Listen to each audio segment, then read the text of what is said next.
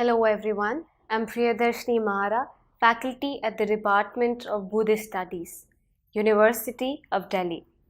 Today I'm going to discuss with you module number 34 of paper number 11, Philosophy of Buddhism. This module is entitled as Theory of Karma. Karma is known as karma in Sanskrit and kam as action in Pali. So action is the literal meaning of kam or karma in English.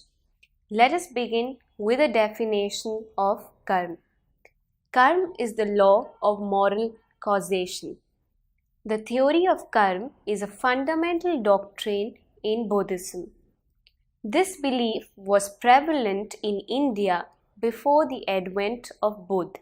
If we look back to the historical aspect of the human evolution, we see that since the time human beings started dividing themselves into different groups, be it religious groups or communities, we see that the notion of karma has been prevalent in all these segments of the society. Nevertheless, it was the Buddha who explained and formulated this doctrine in the complete form in which we have it today. The Pali term kam literally means action or doing. Any kind of intentional action, whether mental, verbal or physical, is regarded as karma. When we talk about karma or action, we are not pointing out only to the actions done physically. These actions or karma can be done on the basis of mental thinking as well as emotional feelings. It covers all that is included in the phrase thought, word and deed. When we say thought, word and deed, this particular phrase covers the entire phenomena of karma. It is present in what you are thinking. It is also present in what you are speaking.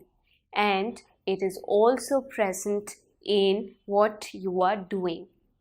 Generally speaking, all good and bad action constitutes karma. In its ultimate sense, karma means all moral and immoral violations. Involuntarily, unintentional or unconscious actions, though technically deeds, do not constitute karma because violation, the most important factor in determining karma, is absent. So when we talk about the karma, the actions that are being performed, if the actions are performed under the regime of voluntariness or violation, then there is a resultant, or those actions can be termed as good or bad. When this intentionality, when this unconscious action is being performed without any intention or violation, at that moment you cannot term an action to be good or bad. It is this doctrine of karma that the mother teaches her child when she says, "Be good and you will be happy, and we will love you. But if you are bad, you will be unhappy and we will not love you." In short, if it is to be described, karma is the law of cause and effect in the ethical realm. Karma is thus, like everything, in constant flux. When we talk about the law of cause and effect, we are pointing out to the conceptual criteria of the phenomenal existence, which points out to the causality, to the law of causality, or to the cause and effect doctrine. The cause and effect doctrine states that every cause has an effect, and if there is an effect, there has to be a cause for that effect. Now, if you see, then on one hand we have the cause, on the other hand we have the effect. So if there's a cause, then there has to be an effect. And if there is an effect, then it has a cause. So now there's cause and effect, and this effect becomes the cause for some other effect. Are you trying to understand what I'm saying here? We have cause on one hand, we have effect on the other hand, and the effect becomes the cause for the next effect. So there's a cycle that goes around.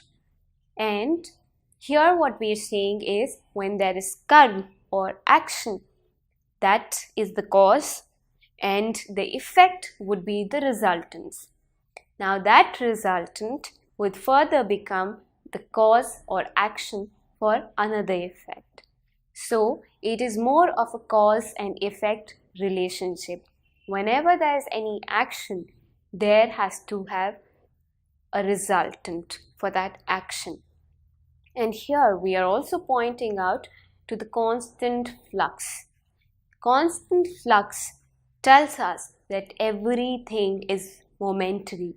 Everything is kshanik.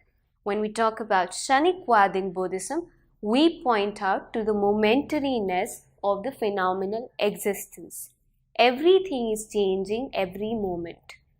Nothing is permanent, and this change can sometimes be apparent to the eyes, but most of the times it does occur, but it is not apparent to the eyes, because this changing period is less than a fraction of a second.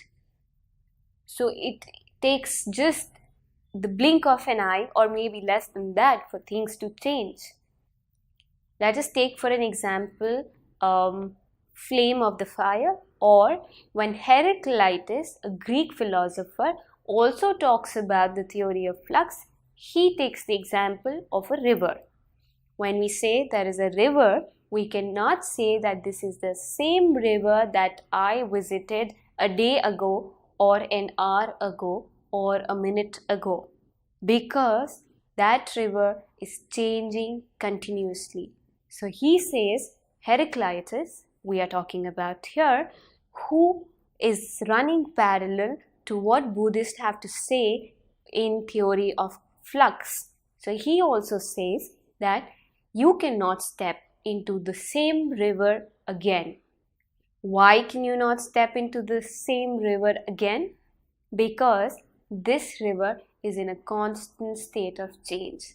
Likewise, when we're talking about the human beings, when we are talking about phenomenal existence with material things around, everything is in a constant change. All our actions give rise to certain resultants, and they are always in a motion of change. We create our own present and future by choices we make in each moment.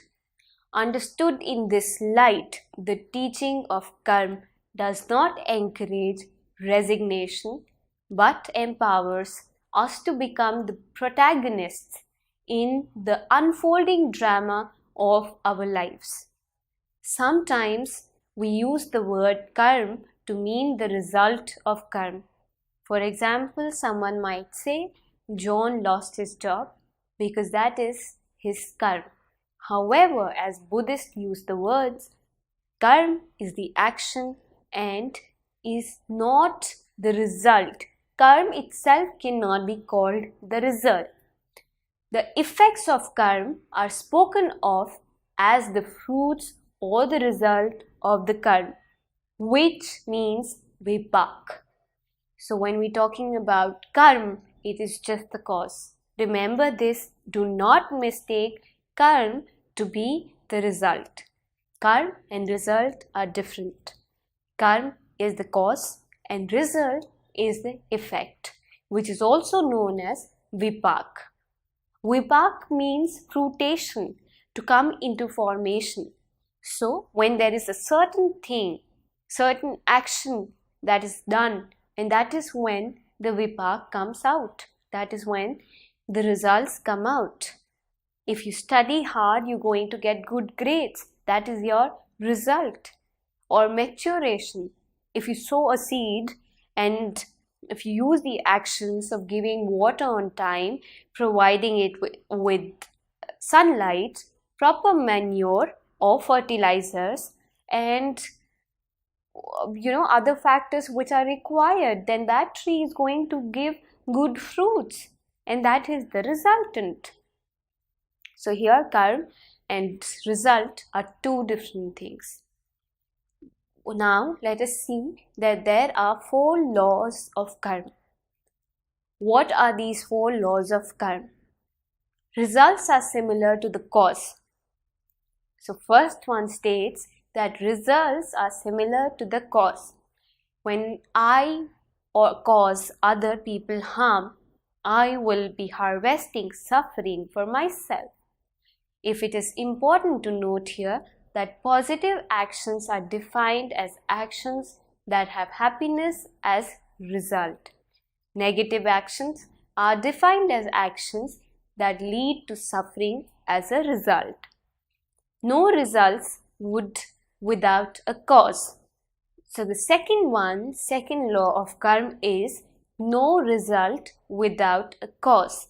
If there is no cause, then obviously there is not going to be any result. Then comes the third law of karma, which states that once an action is done, the result is never lost. When we're talking about an action that has been done, then the result is never lost. So, do you know about a bow and an arrow? The moment you leave the arrow from the bow, it moves. You cannot stop it till the time it goes and hits the dart. So, here what we're trying to say is that same thing. Once an action is performed, the result is never lost.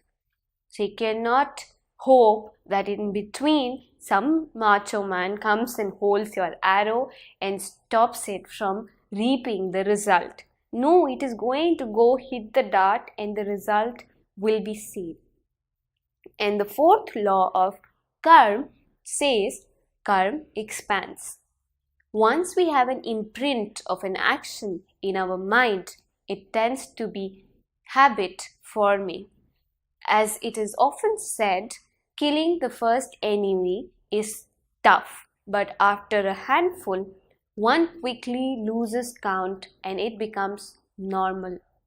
Also, psychology often stresses a similar point when explaining actions of adults from their childhood experiences. So that is the reason, for that matter, if you can take an example of maybe stealing. So how do people become kleptomaniac? It's obviously a psychological disorder. But the moment when you do your first stealing, you get so used to it.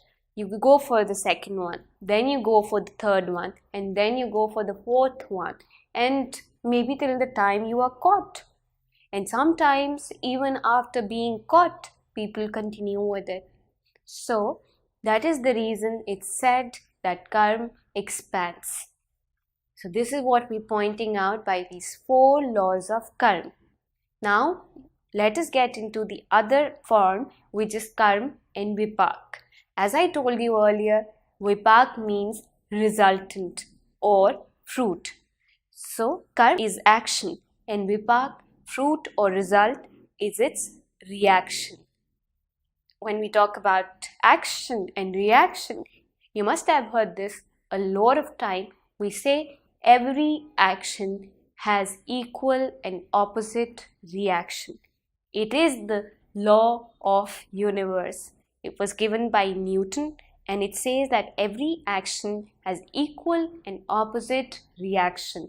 So the same way, karma is your action and vipak is the reaction.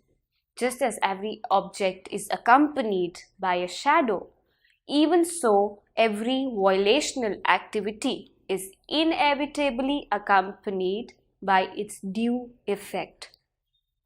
Karma is like the potential seed. Vipak could be likened to fruit arising from the tree, the effect or the result. Now, we see that Anisamsa and Adinaya are the leaves, flowers, and so forth that correspond to external differences such as health, sickness, and poverty. These are inevitable consequences which happen at the same time. Strictly speaking, both karma and vipak pertain to the mind. As karma may be good or bad, so may vipak. The fruit is good or bad. So when we're talking about equal action and equal reaction, what if we do perform good actions?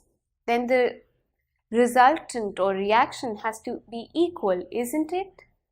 So the result or vipak is going to be good. And at the same time, if we perform bad actions or what are called unwholesome actions, then it is quite obvious that the vipak or resultant is going to be bad. When we talk about anisamsa, we say that they are the concomitant advantages. Material things such as prosperity, health, and longevity. When vipak's concomitant material things are disadvantageous, they are known as adinaya. So we have on one hand anisamsa, which means concomitant advantages like material things such as prosperity, health, and longevity. And on the other hand, when vipak's concomitant material things are disadvantageous, they are known as adinaya, full of wretchedness, and appear as poverty, ugliness, disease, short lifespan, and so forth. As we sow, we reap somewhere and sometime in life or in future birth. What we reap today, what we have sown either in the present or in the past. So, every action that we perform today might have its resultant in this life or in the future life. The resultants that we might be having today, sometimes you see people crying out loud and saying that what karma or actions did I do that I have to suffer? So it is not necessary that your actions are performed in this very life and you get the result in this very life. Maybe what you are bearing today, be it happiness or sadness, possibly could be the resultant of the actions that are performed in your past. So, coming to the next section, which is of good and bad karma. When we're talking about your actions and reaping its fruit, we need to pay emphasis on good and bad karma. Interestingly enough, the Buddhist answer to this question forces you to think and decide for yourself. Positive actions are defined as their results being a pleasant experience. Negative actions are defined by their unpleasant results. So the positive actions, as we all know, are defined by pleasant results. On the other hand, negative actions, as we all know, are defined by unpleasant results.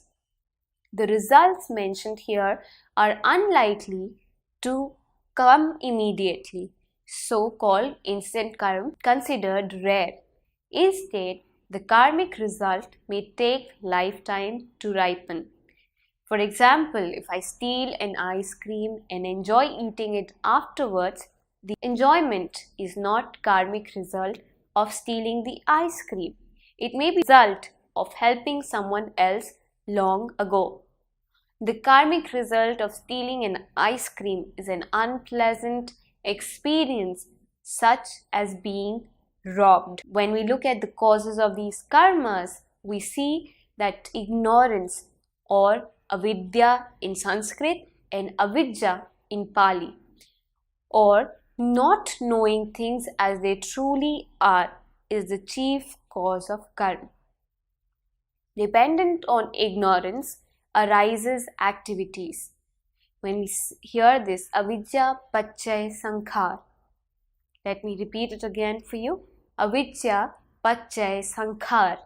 That means dependent on ignorance arises activities. And this is stated by the Sakyamuni Buddha in Pratitya Samutpad or Paticca Samupad, which is dependent origination. Associated with ignorance, all the craving tanha arises, and that is the root of karma. Evil actions are conditioned by these two causes. All good deeds of world, which means Puthujan, through associated with the three wholesome roots, lead to wholesome resultant. And these wholesome roots are generosity, which means alobh, goodwill, which means ados, and knowledge, which means amor. And these are nevertheless regarded as karma because the two roots of ignorance and craving are dormant in a person. The moral types of supramundane path consciousness, which means mag chit, is not regarded as karma because it tends to eradicate these two roots of craving and these two roots which are known as craving and ignorance. So, when we talk about the normal path, which is the path of the being, which means Puttu Janmag, we are pointing out to these roots of craving and ignorance. And even though our actions are led with generosity, goodwill, and knowledge, there's still certain sort of craving or ignorance. But when we're talking about supramundane path or path of consciousness, which is also known as Magchit, these are regarded as the ones that would eradicate the two root causes of ignorance and craving. Then comes the classification of karma. With respect to different functions, karma is classified into 4 kinds. So what are these 4 kinds of classification of karma? 1 is reproductive karma. According to the commentary, reproductive karma is that which produces mental aggregates and material aggregates at the moment of conception. The initial consciousness, which is termed as Pati Sandhi rebirth consciousness, is conditioned by this reproductive karma. So when we have reproductive karma, it is produced at the time of conception. Then, simultaneous with the arising of rebirth consciousness, there arise the body decade, sex decade, and base decade. Kai Bhavatu Dasak decade is equals to 10 factors. The body decade is composed of the elements of extension, the element of cohesion, and the element of heat, the element of motion. The 4 derivatives or Upadan Roop are color, odor, taste, and nutritive essence. Now, these 8 Mahabhut are collectively called Avinibhog Roop, indivisible form or indivisible matter. Vitality or Jivitindriya and body or Kai. These Avinibhog, 8 in number, plus Jivitindriya, which is 1, and plus 1 Kai is equal to 10. And these 10 are collectively called body decade or Kai Dasak. Now, when we talk about sex decade and base decade, they also consist of the first 9 sex or bhav and the seat of consciousness, which means Vattu. respectively eye, ear, nose, tongue, and body. From this, it is evident that the sex of a person is determined at the very conception of a being. So when we are talking about the scientific technology of deriving the sex of a being from the time it is conceived, the same thing is being said here, but this was done years ago. So with the advancement of all the scientific methods and technologies, we can determine it at present, but we're talking about years ago. The same thing was done without the help of any scientific advancement or technology. Now, let us come to the second karma, and that is supportive karma. That which comes near the reproductive karma and supports it. It is neither good nor bad, and it assists or maintains the action of reproductive karma. So first we have reproductive karma, then we have karma that is supportive karma. That supportive karma is the supportive karma of reproductive karma. It is neither good nor bad. After these two types of karma, we have obstructive karma or counteractive karma. When we talk about obstructive karma or counteractive karma, we see that unlike the former, it tends to weaken, interrupt, and retard the fruition of the reproductive karma. So obstructive means to obstruct something. So here what is obstructive karma doing is that it is weakening or interrupting and retarding the fruition of reproductive karma. Let us take for an example, a person born with good reproductive karma may be subject to various ailments, thus preventing him from enjoying the blissful result of his good actions. Is what is obstructive karma.